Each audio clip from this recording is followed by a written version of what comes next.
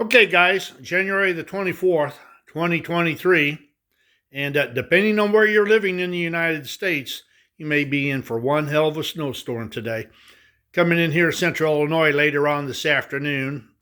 By tomorrow morning, maybe between 3 to 5 inches where I live, and south in St. Louis, 10 inches. But they're all godless down there in St. Louis, so that 10 inches is good for them. Teach them a lesson, don't you think?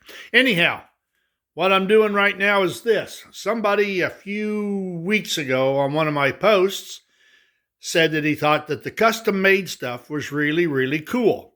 So I'm still working on my mine engine along with other projects, but I thought I'd take a little bit of time and show some of the custom stuff that I've done and a few things that I've bought. But if you want to find out about custom made standard gauge after the Second World War, then you really need to buy this book. This book is absolutely fantastic. Some of the people in it I am familiar with, others I've never heard of. In fact, some of the stuff that's in here, they know where it was made, but they have no idea who made it. So I think you would find this interesting. I believe this book is over $100. If there's anything that's wrong with it, it's the size. Really, to hold this thing and look at it is it's a weight building exercise. It is really heavy. It'd been better off if it had been in 2 volumes and maybe even 3. That's the only downside to the book, but it is absolutely outstanding.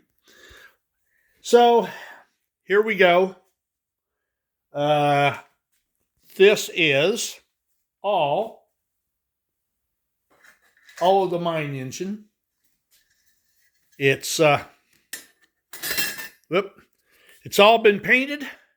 It's just needing to be assembled. I haven't done the roof yet. I was going to leave it bright silver, but I think I'll wind up painting it. But as you can see, it's I got a good paint job on it, and all I got to do is it will be put together with brass screws. So we've got this much done. I also had a there we go. I had a rubber stamp made. I decided to call it the Deep Mining Corporation.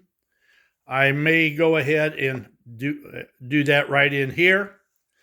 And one of the other things that I wanted to point out is not only do the guys do custom stuff, but the ability to restore something and rubber stamp it and do a good job. I can rubber stamp. I can't even come close to doing like this guy did. This is an Ives 190, and whoever did it did an outstanding job. I bought it cheap, but I bought it because of its quality of restoration.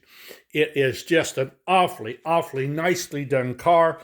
The color matches. The top, of course, is hand-painted, all the hand-painted highlights as they did back in the day, and I just find that kind of stuff fascinating. So let's go on down here to what custom stuff I've got.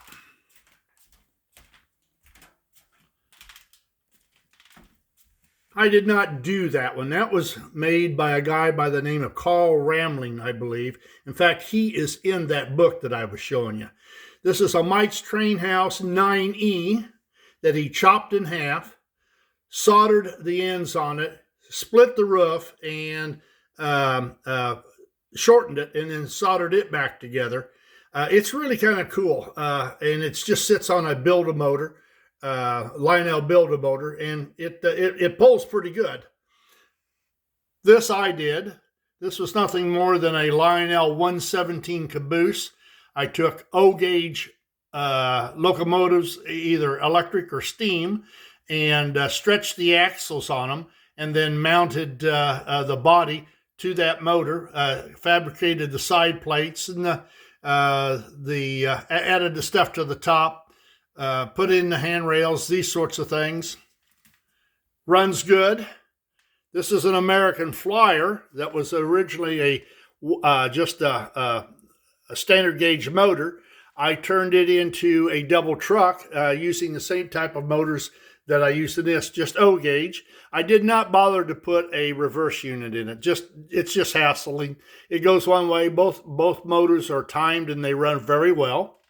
This I picked up off of eBay a couple months back. It's a 384. I love how they shortened this damn thing.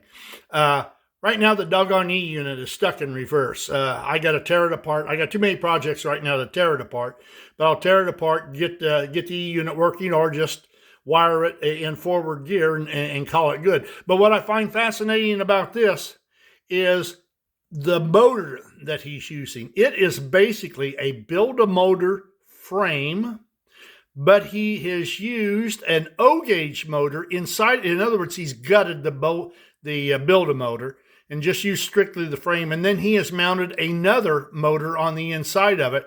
Really well done. It's only driven by, these are the cast iron wheels that you find off of the 44, the 6s, the old steam engines. And it's only got one gear. It's powered by one gear. And the rods actually, the front set of wheels are non-geared, and they're powered by the side rod that's underneath of it. These I made. That, again, is a 117 caboose that I cut down. The miniature Ives Coke car and the flat car, I scratch built all that. And modified American Flyer trucks, put springs on them. That's nothing more than a 13 cattle car. What's neat about some of this stuff is the 13 is in two sections anyhow. If you unsolder it, you've got two ends. So I just made a wall for the other end, closed it in, soldered it up, cut a new door, shortened an original door, and made a single truck a cattle car. This is a gondola. This is all scratch built, rubber stamped. I hate rubber stamping. I look at this. I can show you some Ives rubber stamping that's just like this. In other words, faded like that. It was put on that way. I'm not as good with it as I'd like to be. This is an all scratch built, my version of an Ives cattle car. And this is a Williams 256.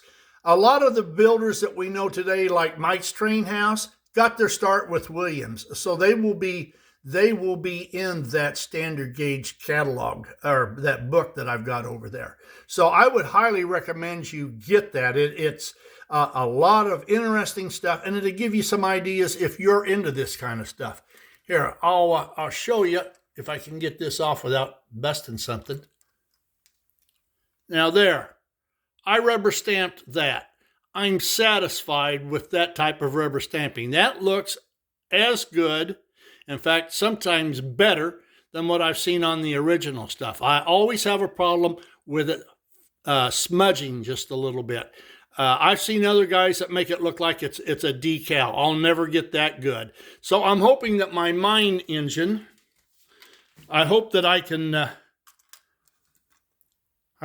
rubber stamp it and do as well on the mine engine as I did on the ends of this cattle car. I did both ends, and they really turned out nice. This was the most complicated car I built.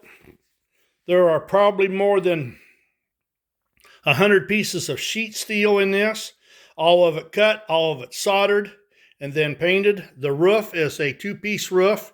I bent the roof. Then I also made the monitor, the catwalk on it. That is soldered down the center of it. There was a lot of work in this. It made me appreciate everything that Ives and Bing and the others had to do to get this stuff up and running. So if you're into custom-made stuff, buy that book and start soldering and cutting sheet metal. You can have a hell of a good time with it.